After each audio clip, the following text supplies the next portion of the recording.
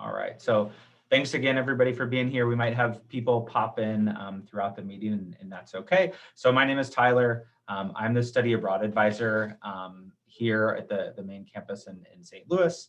My office is in Spheredrop 207. You're more than willing to come and see me whenever if you have questions. Depending on the program, I am probably the advisor that you will work with, being students from St. Louis. So I'm more than happy to get to know you and your plans about where you're thinking about studying abroad. Just have a schedule here for the whole week. I'm sure everybody's aware, but we have a lot of sessions coming up. Like I said, this is kind of an overview of all of our programs, but if you do have specific programs that you're interested in, take a look at the calendar and be there the rest of the week if you can. Like I mentioned, if you can't be there, we are going to record the sessions if you have a class conflict or something like that. But a lot of our sessions are going to have staff members from that campus actually talking. So it'll be a great time to ask questions, about studying in Ghana to people who are in Ghana, or in Florence to people who are in Florence. So going to be, good opportunities for to hear from staff members from around the world. So I'll just start right into it with studying abroad. So there's a lot of reasons people study abroad. Can be a great thing to put on your resume. We talk with students as they come back. We work with career planning and development services and get students kind of ways to coach you to put it on your resume, how to mention it in interviews, things like that. If you're studying a foreign language right now, study abroad is a great opportunity for that. I personally studied abroad with the intention of gaining foreign language, and I kind of equate it to as I learned as much Spanish in one semester abroad as I did my other 7 semesters of college combined. So definitely language learning is a great reason for studying abroad. Can be also opportunities. We have a lot of we have some for credit, some not for credit opportunities for students to volunteer, intern, be involved in local communities. Obviously, tons of our students study abroad to connect with other cultures, as well as be able to travel and see other new places in addition to just their study abroad location, and then as well as to connect you with people around the world. Webster is great in that we have our worldwide network, so you can meet students at our other campuses, and sometimes those students end up coming here to study in St. Louis, or you have the chance to be studying in Leiden and go and visit a friend in Geneva for the semester. So it's a great opportunity to be connected with people from all around the world. So we have 3 types of study abroad programs at Webster. So we have our international campuses that you might be the most familiar with. We have international partner programs, and we have faculty-led programs. So these are great for different students, all for different reasons, but we'll talk a little bit more in depth about our international campuses, or those are really the programs that set Webster apart and make us really unique in what we offer as far as study abroad in global education. So our international campuses that we have available for study abroad right now are in Geneva, Vienna, Leiden, Athens, and Accra. Also St. Louis, for all of you who are here right now are from St. Louis, but students from all of these campuses have the ability to come to St. Louis as a study abroad experience. And then also, you're probably familiar, we have a campus in Tashkent in Uzbekistan as well, not currently open to accept study abroad students, but will be an opportunity in the future. So if you're a freshman or sophomore and maybe planning ahead, that could be something that might be of interest to you as well. So talk a little bit just very quickly about each of our international campuses. So Geneva is our oldest, our first international campus. So Webster's had a presence in Geneva for decades, for a long time. So the campus in Geneva is our only campus in Europe that's actually like a park-like campus in the way that we might think of as a college campus in the United States, like what we have here in Webster Groves. There's like 6 separate buildings connected by green space. So it's not actually an urban campus located in the city center. It's about 8 kilometers north of the city of Geneva, that there's a train that runs there, and there's a train stop literally at the front door to campus. So it's really convenient to get to and from, but most students actually live in the city center of Geneva and commute to class via train, which is a great experience. The train runs right along Lake Geneva. Campus is about a 5-minute walk to the lakefront. You can see the lake and across to Mont Blanc in the Alps on clear days. So it's a really beautiful place to be if you are interested in the outdoors. The spring semester in Geneva is great access for skiing. If you're not into winter stuff, there's great hiking and biking and stuff like that. And then is also obviously academically a great place to be. So Geneva is a huge hub for international businesses, for NGOs, for international organizations. So if you're in international business, international relations, international human rights, anything like that, Geneva is an amazing place to study abroad. A lot of the faculty in Geneva are people that used to work at United Nations, that their European headquarters is there. The International Red Cross is headquartered in Geneva. So really great place to be connected globally. It's a super, super diverse city. And it's reflected on campus as well too. There's about 300 full-time students at Webster Geneva from 90 different countries. So it would be completely normal to be sitting in a classroom of 15 students from 12 different countries. So really, really diverse perspectives. In Geneva, they have a really cool for media studies students as well. They offer the media studies major like students, like a lot of our international campuses do, but they also have a photography program and a journalism minor and a magazine certificate. So if any of those things are of interest to you, those are some cool opportunities as well as opportunity to study French in a French speaking location. But all of the classes at all of our international campuses are taught in English as well. So are open to anyone, even if you don't have a level of language proficiency. So Vienna is our next campus in Europe, right in Central Europe. Vienna has been rated a whole bunch of years in a row. I think 10 years in a row by one metric is the most livable city in the world. Is really, really close to a lot of other places in Europe that students have an easy time traveling to other countries by bus, by train from Vienna, close to Prague, to Budapest, to Bratislava. So you can get a lot of cool places from Vienna in the fall.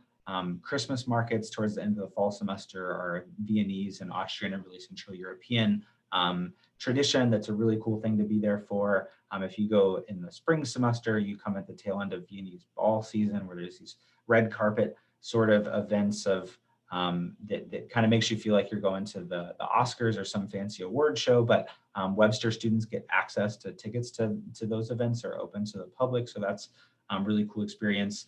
Vienna is a great place to study psychology. They have a psychology lab where they're real focused on kind of the neuroscience side of psychology there in Vienna.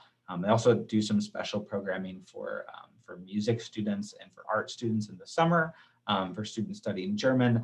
There's a whole lot of course opportunities as well, though, just in psychology and in media studies and in business and management. So there's international relations. So a lot of students have a great time studying in Vienna. So Leiden in the Netherlands is a place that maybe you're less familiar with just by general knowledge, because Leiden's a much smaller town than other places where we have campuses.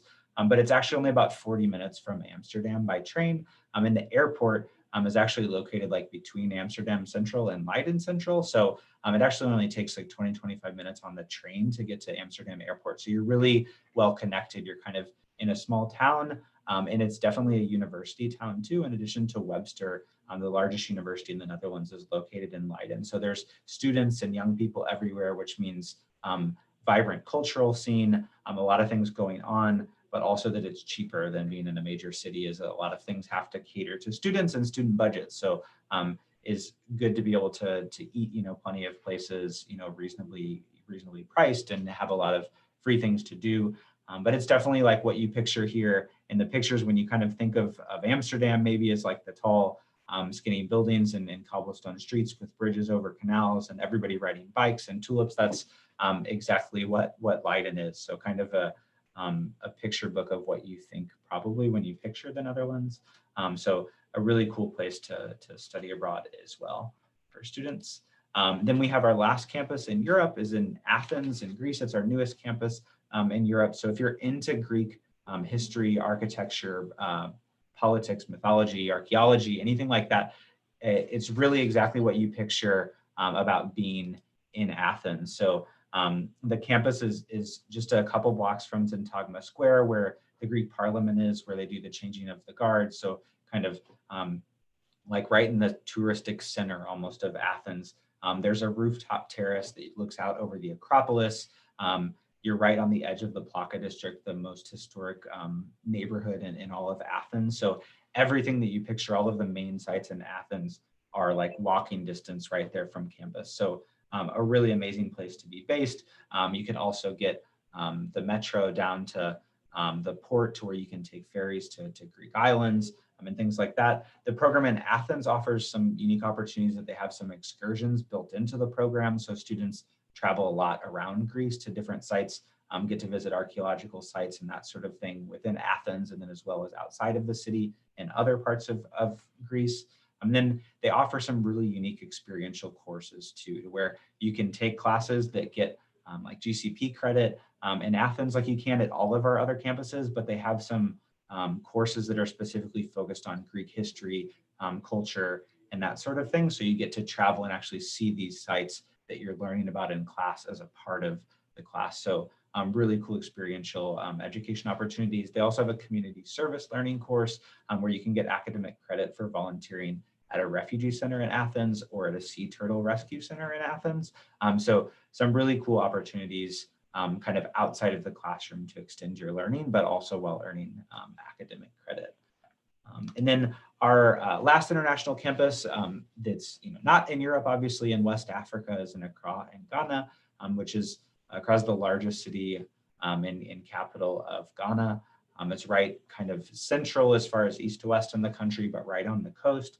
So it's a great place to be based to travel around Ghana. There are also some overnight excursions and day trips and things planned for study abroad students in Ghana that are included in part of the program. So allows you to explore Ghanaian culture and be a part of different activities on campus. They have really vibrant kind of campus life, but then also have the ability to travel outside the city to beaches, some historic sites, natural sites, and that sort of thing. There is some really cool opportunities too, like Athens is to study Africana studies courses while actually being based on the continent of Africa. So that's something that's cool. This summer, if anybody's interested, there's a visiting faculty member from Tuskegee University, obviously a very historic HBCU here in the United States, that's going to be teaching two Africana studies courses in Ghana. So if that's something of interest to you, is a really, really great opportunity. Yeah, so I'll play these videos really, really quick. They're just about a 1-minute video. Yeah.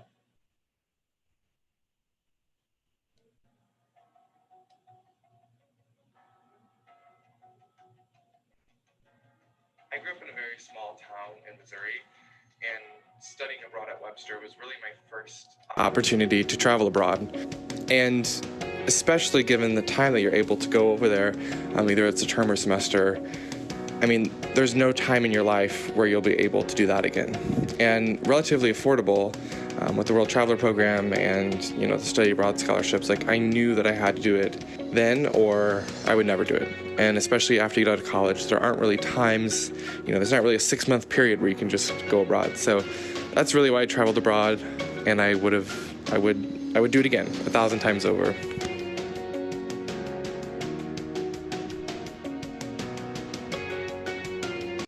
We'll share one more real quick.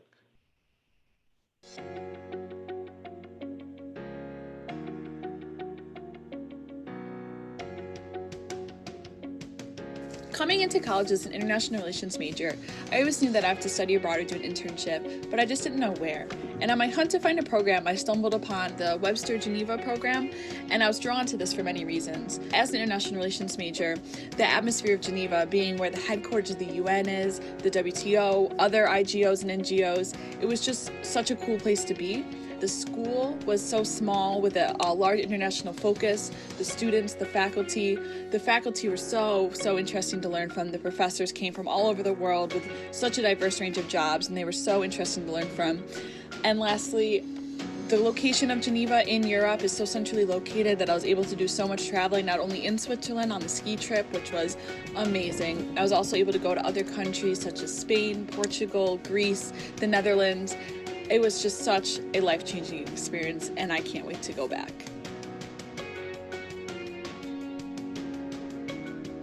Yeah, cool. So yeah, just to hear a little bit about some students' experiences studying abroad at our international campuses. So I'll briefly talk about our international partners. You can read the list of. So we do have programs that are non-Webster programs so these are foreign universities that have their own local students, for the most, with one exception, but they accept our international students coming in from Webster. So you're guaranteed to earn credit at these institutions, but depending on what you're studying, these can be really, really great fits. But something that we can kind of talk about, kind of depending on what you're studying and looking to get out of study abroad. So our locations where we have Florence. So this is the one exception that they don't have local students. It's through a partner in the United States who has a campus in Florence, through Kent State in Ohio. It's just a study abroad destination, but Florence is obviously an amazing place to be based, the birthplace of the Renaissance. So if you're into art history or anything like that, Florence is an amazing place. And we are going to have a staff member from Kent State Florence join us later this week. So if you're interested in studying abroad there, definitely tune in for that session. Then we also have Tokyo here, obviously with Mount Fuji in the background. If you watched the Olympics this summer, you're probably familiar with that shot there. And then London here, then Oxford in the UK as well, and then Osaka also in Japan. So we are going to have staff from our program in Tokyo and in London join us tomorrow, actually. So if you're interested in either of those programs, definitely try to be here for that. And then we have programs. So these programs are really designed specifically for language study. So if that's your goal, then these are amazing options. If that's not what you're going for, then probably aren't the right programs for you. But if you are studying Spanish, French, or German, we have partner here in Belgium for French, in Trier in Germany for German. And then we have here in Oviedo in Spain, and in Guadalajara in Mexico for students studying Spanish. So then we also have faculty-led programs. So these programs change every single year based on courses that faculty propose to teach abroad. So these courses are basically happen during fall break, during spring break, or sometimes during the summer. And so it's just like taking a normal class that you would take for the course of the semester. Sometimes they're less than 3 credits. Most of them are 3 credit hours. Sometimes there's a 1 credit hour course. There is actually a 1 credit hour option coming up this spring break. And you take the course, but then you, together with all of your classmates and the professor of the course, travel together for like a week or 2. So for fall break and spring break, you just travel together over the break, so it doesn't interfere with any of your other course schedules being gone. So this is a great opportunity for students who, maybe you want to study abroad, but the idea of going abroad for a full term or semester kind of sounds like a lot, and you just kind of want to get a taste. Or also for students who have other commitments, jobs, family commitments. If you're an athlete, if you have things that make it a little bit harder to be gone for an extended period of time, or they're just great opportunities for anybody who wants to go on these programs because there's really cool opportunities. So we are still accepting applications this spring break through November for a couple programs. We have a human rights program in Ecuador, traveling to the Amazon. We have biology program traveling to Ecuador, going to the Galapagos Islands. We have, you see here, there is an art history program. You don't have to be an art history major, just interested in it, going to Florence. And then we have a program going to Costa Rica as well. That's a 1 credit hour option called Inequality in the Environment. That's an ethics course, but is looking at the coffee industry in Costa Rica and the impact on the environment. So a lot of cool options. And like I said, those change every year. So if you're interested, check back for soon. We'll have, for summer and fall break next year, and next year spring break, we'll have different options as well. So as far as who can study abroad, so undergraduate students have to have earned 15 credit hours. And then all of our programs have a 2.5 GPA, except for our 2 partners in the UK require a 2.8. And then to be in good social and financial standing with the university, which is probably the case for most students. So it's not really a matter of, our programs aren't really super competitive or anything. It's just a matter of meeting the eligibility criteria, and then you can study abroad. So if you are a graduate student, those are a little bit different. It's 9 credit hours for a graduate student with a 3.0 GPA, but everything else is the same. As far as academics, so some programs require students to study abroad. So if you have international in the title of your degree program, so international business, international relations, international studies, international human rights, those students are all required to study abroad. If you don't have that in your title, you still totally can study abroad. So definitely talk with your academic advisor. A lot of departments at Webster have four-year degree plans laid out, and then also have four-year degree plans with study abroad laid out.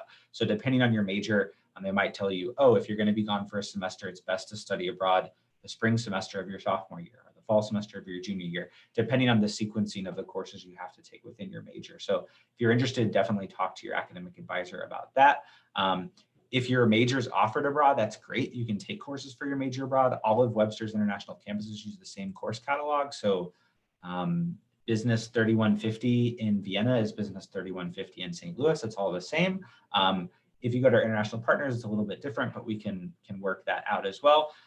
If your major is not offered abroad, you can totally still study abroad.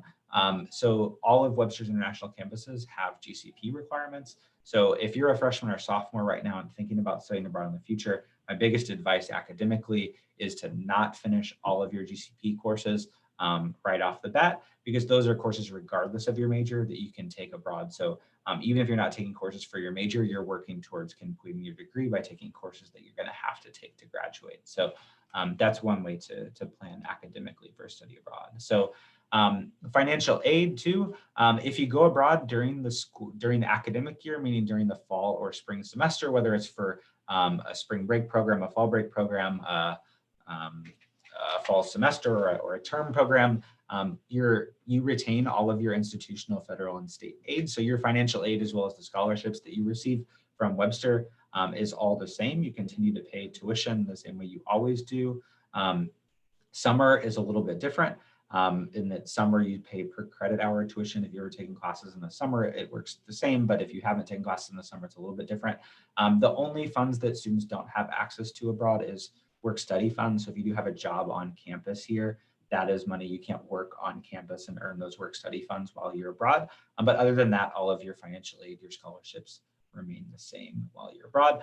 And then we also have additional scholarships. So this is a list of just scholarships administered by Webster University that are specific for students studying abroad. So you'll retain the scholarships you normally have, but then you can actually apply for additional scholarships and get additional funding credited to you for the semester that you're going to be abroad.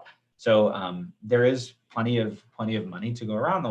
Obviously COVID's impacted things a little bit, but the last full year before COVID, so like 2019, 2020, we awarded over $100,000 in study abroad scholarships. So definitely can help make study abroad an affordable experience. Except for the top one here, all of these below are actually applied through a Common App too. So you can apply for all of those scholarships with the same letters of recommendation, the same essays. You don't have to write 10 different essays. You don't have to get 10 different letters of recommendation. You submit one application and can apply for all the scholarships you're eligible for. The only one that's a separate application is the Webster World Traveler Program, which allows students to fly for free, covers the cost of airfare. Yeah, and I see a question too, and yes, scholarships, you can read the scholarships through the application. We have kind of eligibility criteria, so you can read about which scholarships you might be eligible for. You might not be eligible for all of them, but you might be eligible for some of them depending on your GPA, what you're studying, if you're an undergraduate, a graduate, that sort of thing. But yes, there are scholarships that are available for students who are based here in the US, as well as students who are at our international campuses, regardless of citizenship. So yeah, definitely check out those scholarships. And then external scholarships, there's tons of scholarships that exist outside of Webster as well, that we're more than happy to help you kind of research those opportunities as well. So yeah, definitely follow us on Instagram and Snapchat to see what we have going on. Please check out our other sessions later this week. Here's my direct email. Worldview is kind of our general study abroad email. Feel free to use that. If you want to contact me directly, tylerworland@webster.edu is my direct email.